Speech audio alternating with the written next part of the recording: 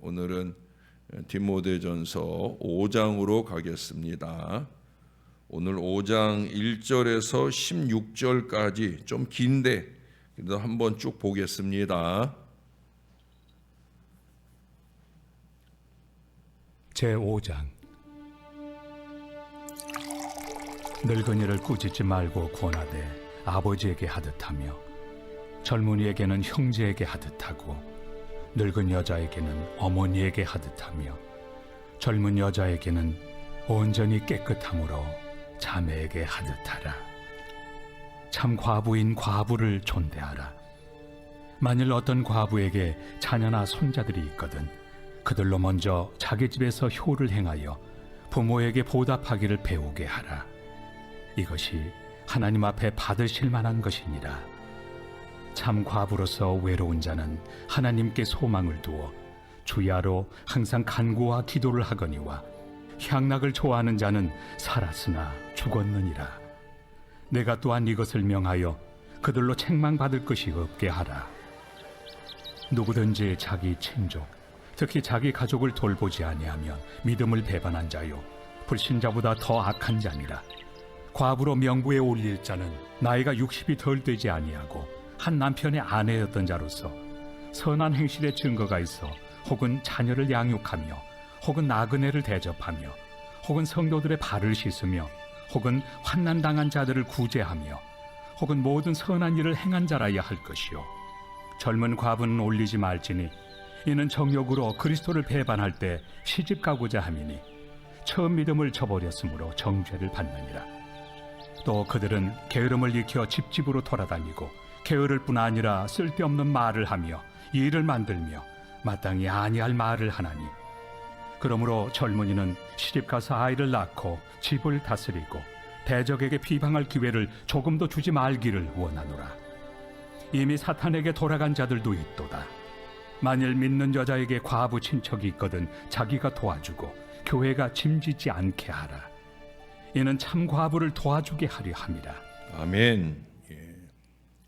1979년 뉴욕에서는 일본의 유명한 사진작가의 카메라 사진 전시회가 있었습니다.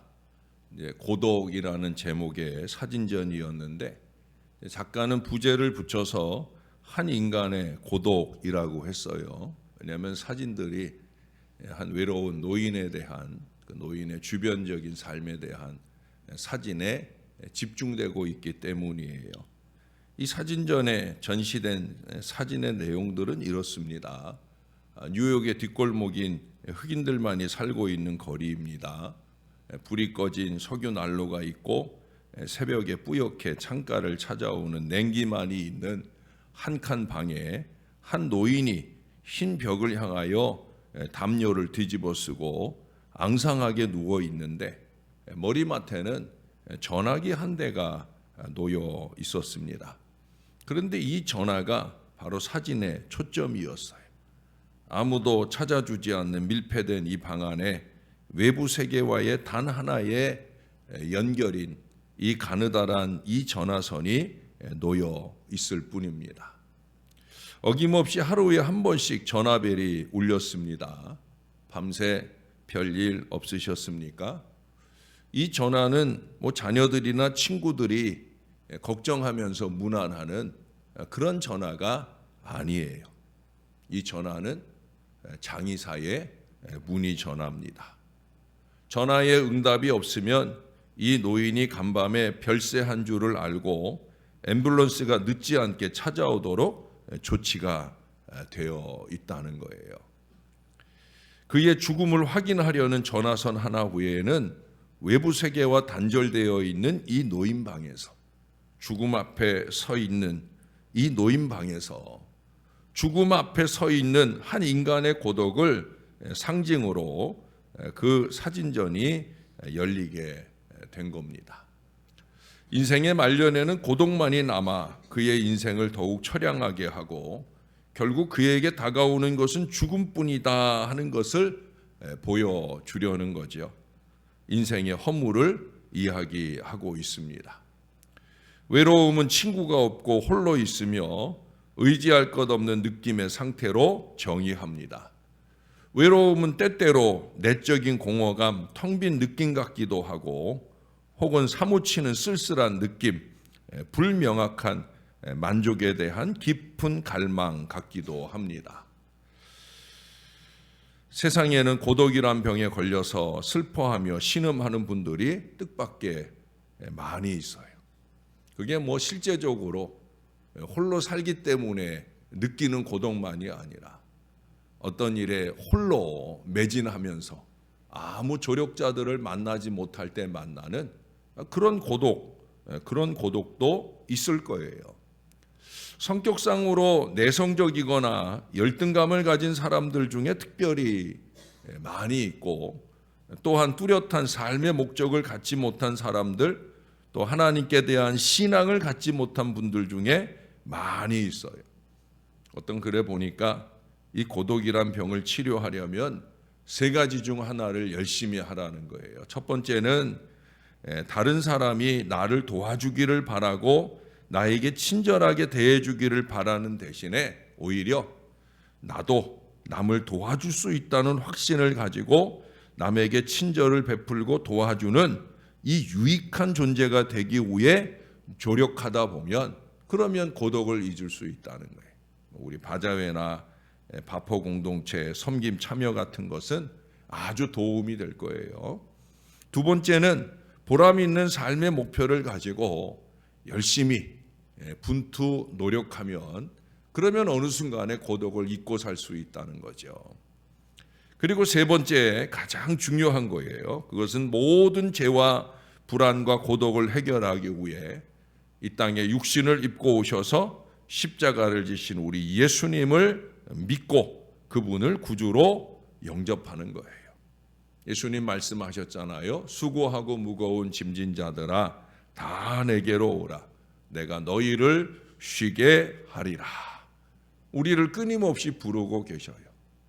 여러분, 예수 믿는 우리가 어떤 상황이나 환경에서라도 우리는 절대 고독을 느끼는 사람이어서는 안 돼요.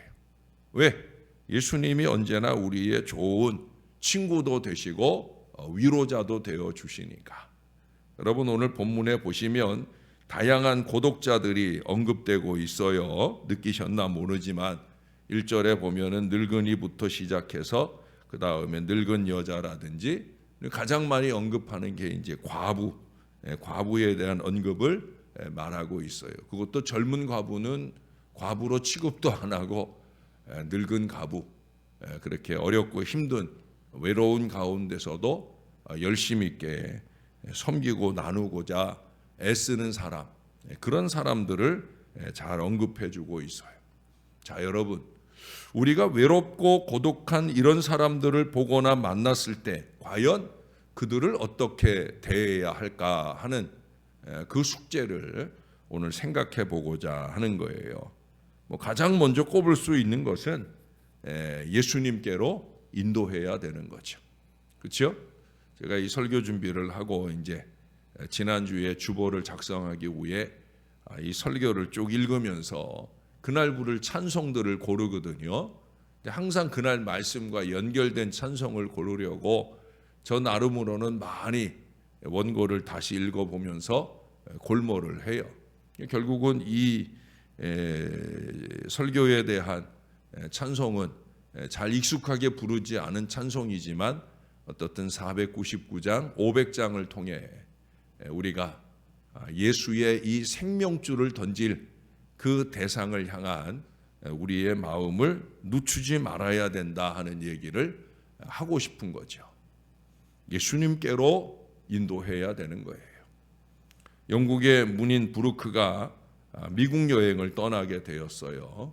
그때는 비행기가 별로 없던 시절이라 그때 많은 사람들이 배를 타기 위해 부두로 모여듭니다. 그 부두에는 그 전송객으로 또 더 많은 사람들이 북적거려요. 그러나 브루크는 자신을 위한 전송객이 한 사람도 없다는 걸 알고 조금 서운한 마음이 드는 거예요. 그래도 나 정도 되면 이란 생각을 좀 가졌겠죠. 누군가 와서 이렇게 손을 흔들어 주어야 될 것 같은데. 그래서 생각을 했어요. 거기 보니까 부둣가에서 놀고 있는 한 어린아이가 있어서 걔를 불렀어요. 얘야, 내가 네게 6실링을 줄 테니까 내가 저 배를 타고 떠날 때 나를 보고 손을 좀 흔들어 줄 수 있겠냐. 그러니까 그 아이가 그냥 놀고 있다가 그야말로 떡이 생기는 일이니 6실링이 생기는 일이니까 그러겠다고.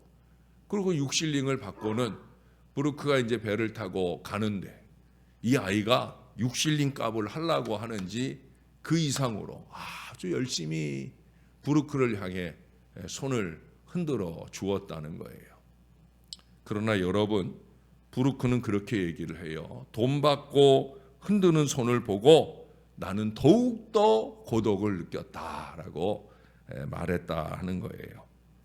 사람들은 고독하고 외로움을 해결하는 여러 가지 방법을 찾고자 애를 씁니다.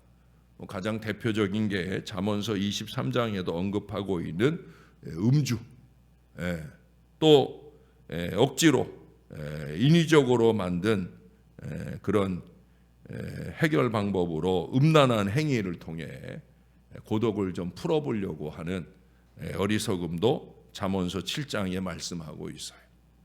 방탕, 자아도취, 자포자기, 가학, 우상숭배, 쾌락, 탐식, 자살까지 그 모든 것들로 통해 고독을 이겨보려 합니다.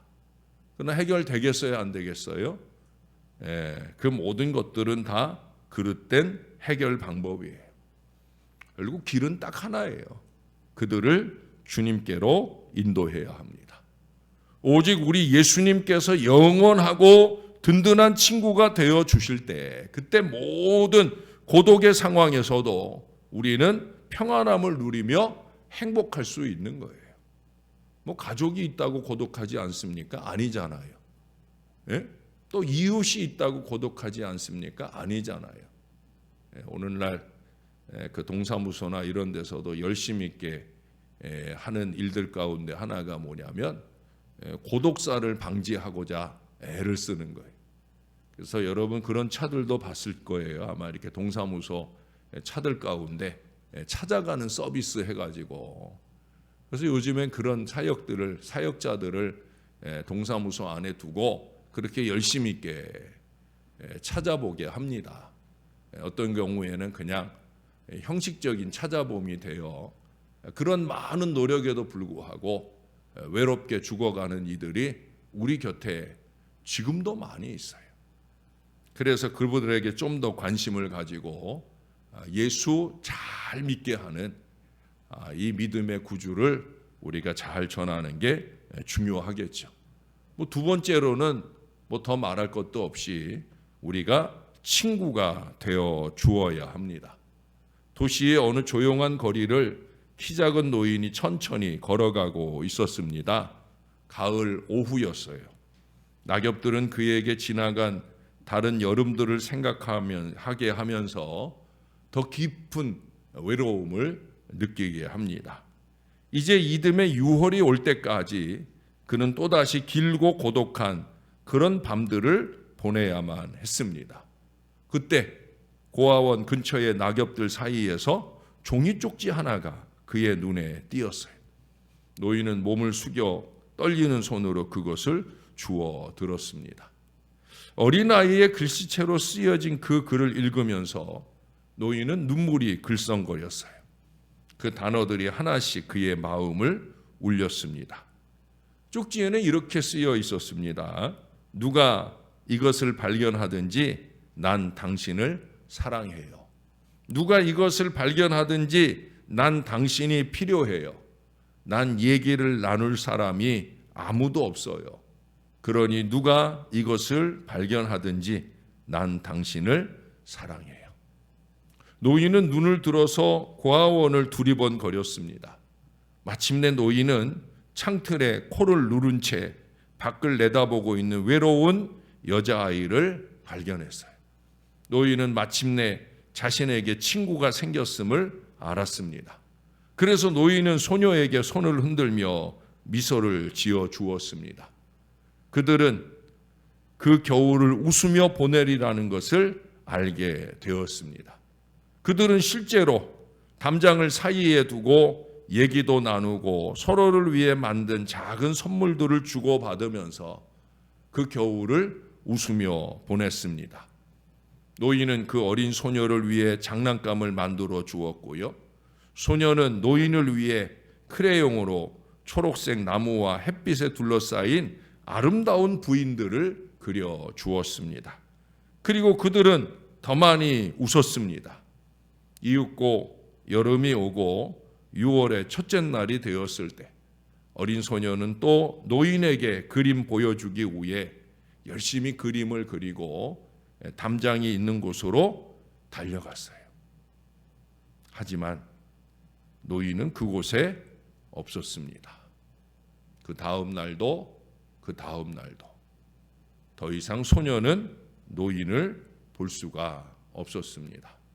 그때 이 소녀는 깨달았어요. 이 할아버지가 다시는 오지 못하시는가 보다라는 생각을 했어요.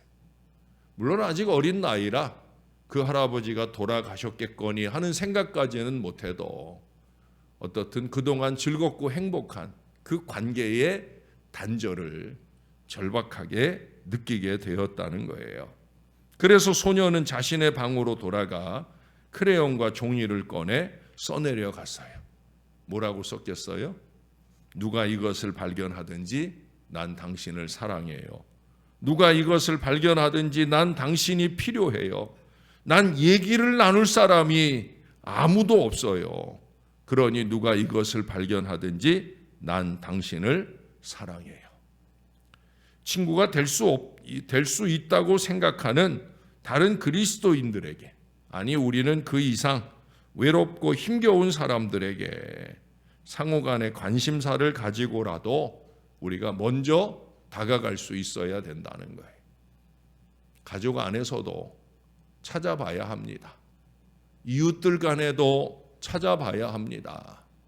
함께 살을 부비고 살아간다고 그렇다고 이 사람은 나 때문에 고독하지 않을 거라 착각하지 말고 말 한마디라도 더 건네고 내가 무언가 조금 힘이 되어줄 수 있지 않을까 싶은 그런 마음으로 손을 내밀어 보아야 합니다.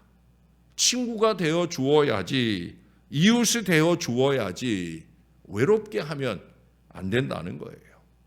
요한복음 15장 12절 이하에 예수님이 말씀하셨잖아요. 내 계명은 곧 내가 너희를 사랑한 것 같이 너희도 서로 사랑하라 하는 이것이니라. 사람이 친구를 위하여 자기 목숨을 버리면 이보다 더 큰 사랑이 없나니 너희가 나의 명하는 대로 행하면 나의 친구라. 이제부터는 너희를 종이라 하지 아니하리니 종은 주인의 하는 것을 알지 못함이라. 너희를 친구라 하였노니 내가 내 아버지께 들은 것을 다 너희에게 알게 하였음이니라. 사랑하는 여러분, 주님은 우리의 친구입니다. 아멘. 주님은 우리의 친구예요. 그 주님은 이제 우리가 누군가의 친구가 되어주기를 원하십니다. 사랑하는 가족에게, 교우들에게 대화의 손을 내밀고 사랑의 교감을 나눌 수 있기를 바라고 계셔요. 이웃을 섬기는 바자회나 이 바포 공동체 사역에도 열심 있게 이름도 적고 힘을 보태는 간절한 마음들이 우리에게 있어야 되는 거예요. 이 선하고 좋은 일들을 앞장서 하는 사람들, 마음속으로 잘 되나 봐라 하는 어리석은 마음으로 그렇게 방관하거나 또는 비협조적인 태도를 취해서는 그건 그리스도인이 아닌 거예요. 외롭게 하는 방관자, 방해자, 저나 여러분은 그런 사람 되지 말고 선한 사마리아인이 되어서 그래서 한 번 더 돌보고 한 번 더 섬기고 한 번 더 아끼고 한 번 더 힘이 되어주는, 그래서 주님이 저와 여러분을 향해 미소 짓도록 만들어주는 그런 귀한 믿음의 사람들이 꼭 되시기를 우리의 구주 되시는 예수님의 이름으로 간절히 축원합니다. 우리 하나님 고맙습니다. 외롭고 힘겨운 이 세상 가운데 우리의 영원한 친구가 되어 주셔서 우리의 어깨에 손 얹어 주시고 힘내라 명준아, 힘내라 아무개야 말씀해 주시며 우리가 용기 백배하여 살아갈 수 있도록 날마다 때마다 은혜를 주셔서 감사합니다. 예수님 한 분만으로 우리가 얼마든지 힘내며 살아갈 수 있는 하나님의 사람이 되게 하셔서 참 감사합니다. 이제는 주님의 그 사랑받은 사람들답게 사랑 나눌 수 있는 사람 되게 하여 주옵소서. 모처럼 열심히 해보려는 일에 방해자, 방관자 노릇하지 말고 열심히 하는 일에 내 힘 한번 보태주고픈 간절한 마음 있게 도와주시고 그보다 더욱더 외롭고 힘겹게 살아가는 이웃들에게, 아니 내 가족들 중에 내가 말 한마디 건네주기를 바라고 한숨 짓고 있는 우리의 가족들, 교우들, 이웃들에게 우리의 따뜻한 마음을 건넬 수 있는 하나님의 사람들이 되게 하여 주옵소서. 근본 바자에는 어느 누구라도 자기 유익을 구하는 사람 아니라 자기가 희생하고 헌신해서 더 많은 섬김의 물질을 모아 세상에 힘겨운 사람들에게 더 많은 사랑을 나누는 그런 바자회가 되었으면 좋겠습니다. 6년 동안 못했사오니 6년치의 사랑을 모을 수 있는 뜨거운 기회가 꼭 되게 도와 주시옵소서. 온 교회 모든 교인들의 마음속에 섬기고자 하는 간절한 마음이 바자회를 향해서, 바포 공동체를 향해서 뜨겁게 일어나게 도와주시고 누군가 하겠지가 아니라 내가 해야지 하는 마음으로 적극 열심내는 하나님의 사람들 다 되게 도와주옵소서. 앞장서 일하는 모든 사람들이 힘을 낼 수 있도록 한 사람 한 사람 섬기고 돌보는 모든 일들에 뜨거운 헌신을 보태는 놀라운 은혜가 있게 도와주옵소서. 하나님이 함께 하셔서 오늘도 내일 거룩한 주일을 준비하는 복된 날 되기를 소원합니다. 주님이 우리를 기뻐하시는 그 모습으로 주 앞에 드리도록 우리를 아낌없이 주님께 올려드리는 거룩한 주일 될 수 있게 우리를 도와 주옵소서. 그렇게 9월이 갑니다. 바쁜 10월이 곧 다가옵니다. 바쁘고 바쁜 중에도 우리는 우리의 마음을 늘 주께로 향하고 주님을 기쁘시게 하는 가장 좋은 일을 골몰하고 노력하고 기도하며 애쓰는 우리 주의 사랑하는 백성들 다 되도록 축복해 주옵소서. 이 모든 분주한 여정 중에 마음 상하거나 몸 상하는 사람들 없도록 주님께서 강건한 은총의 능력으로 꼭 붙들어 주시옵소서. 우리 주님 언제나 감사합니다. 예수님 이름으로 기도합니다. 아멘.